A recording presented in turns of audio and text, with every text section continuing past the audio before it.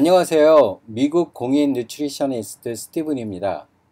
면역체계 구성에 중요한 역할을 하는 영양소가 지난 영상의 비타민 D와 이번 영상의 아연입니다.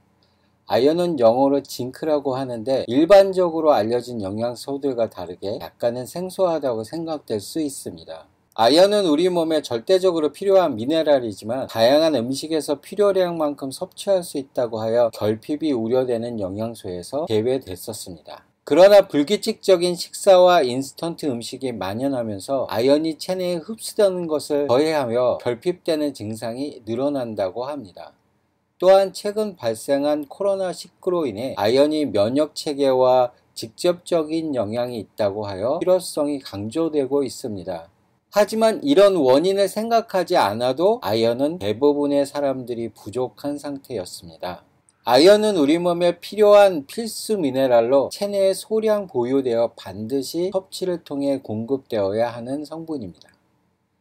아연은 체내에서 유전자 발현을 하는 일과 효소 생성이나 단백질 합성, 그리고 DNA 합성 때 필수 요소이고 상처를 치유하고 성장과 재생, 그리고 면역체계 구성에 이르기까지 대부분의 작용이 필요한 영양소입니다.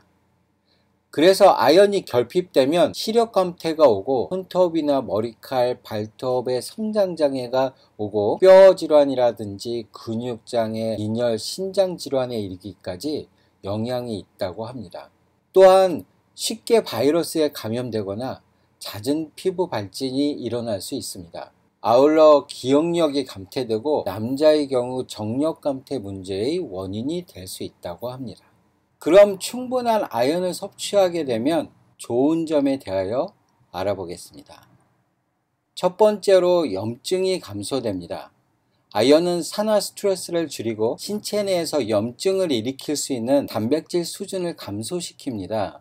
특히 산화 스트레스는 세포가 산화작용을 일으켜 파괴시키는 일을 하는데 만성염증, 신장질환, 암의 원인이 되고 뇌세포의 산화는 기억력 감퇴에서 치매나 알츠하이머, 파킨슨 같은 질병의 원인이 될 수 있습니다. 한 조사에 의하면 80명의 70대 노인을 대상으로 40명은 아연 45mg을 매일 복용하게 하고 다른 40명은 복용하지 않고 동일한 식사 환경에서 8주 정도 관찰한 결과 체내 염증도에서 많은 차이를 보이고 노화의 진전 정도가 일부 차이를 보이는 것이 확인됐다고 합니다. 두 번째는 빠른 상처 회복입니다. 아연은 이미 화상이나 궤양, 피부 부상에 치료제로 활용되고 있습니다. 아연은 피부 조직이 콜라겐과 합성될 때 필요한 미네랄로 피부가 곪거나 썩는 것을 차단하고 손상된 피부 조직 내로 박테리아가 감염되지 않도록 하는 역할을 하여 빠른 회복으로 유도합니다.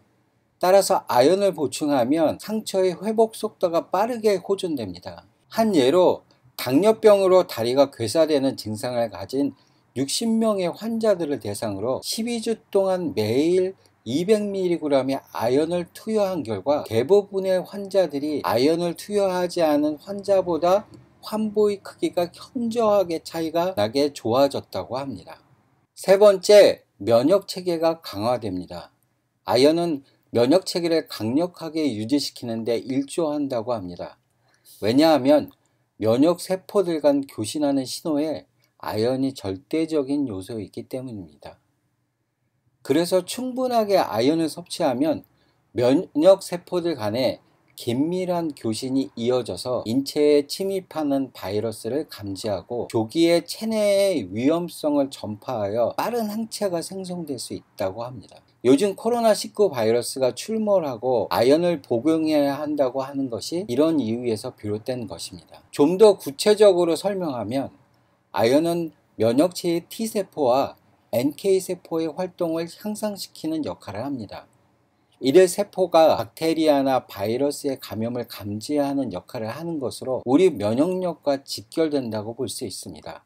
즉, 면역세포의 활동이 향상된다는 것은 면역력이 높아진다는 것과 같은 의미라고 할 수 있습니다. 특히 아연은 감염성 질환이 폐렴으로 확산되는 위험을 감소시킵니다. 한 연구 결과에 의하면 매일 45mg의 아연 보충제를 복용하고 폐렴 감염률이 66% 이상 줄어드는 결과를 얻었다고 합니다.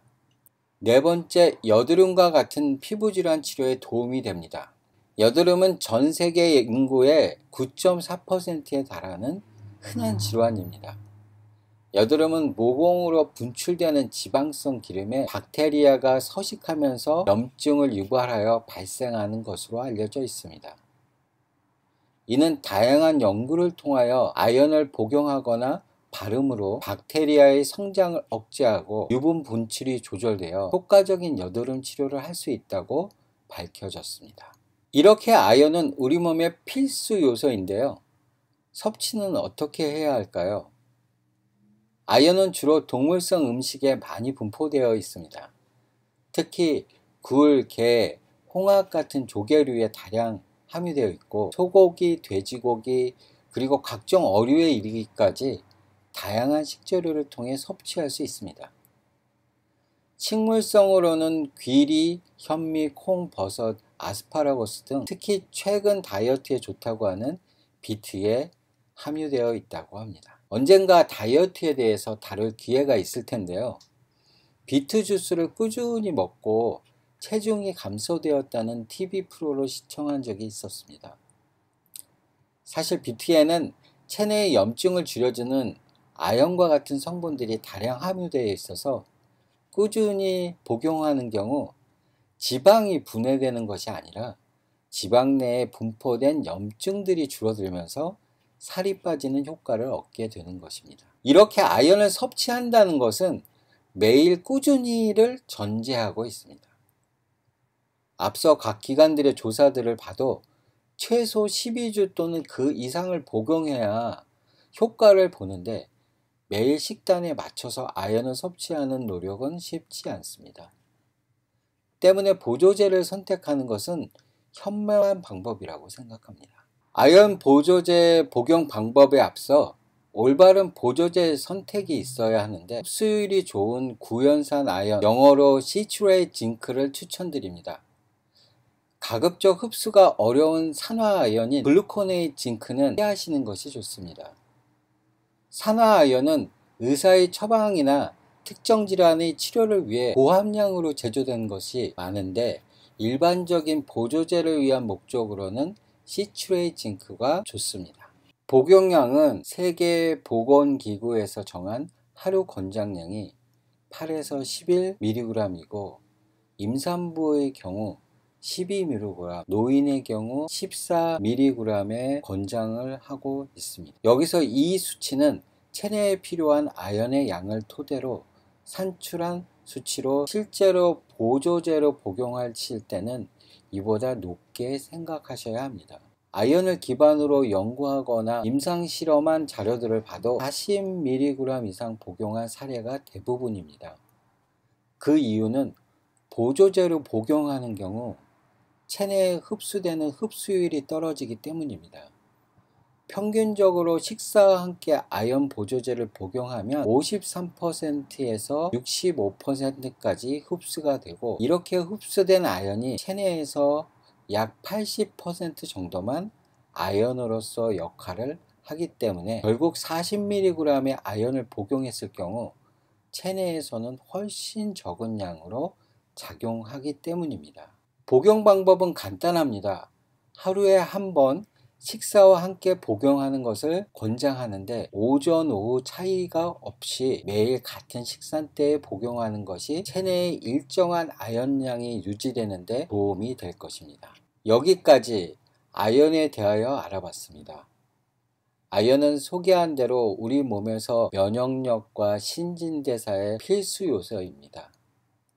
성장기의 아이들의 경우 흡수력이 좋아서 일반적인 식이요법으로 충분히 아연을 섭취하겠지만 만성질환이 있거나 이미 노화가 시작되는 연령에서는 정상적인 식이요법으로 아연을 섭취하는 것은 어렵기 때문에 보조제를 통해 보충하셔야 합니다.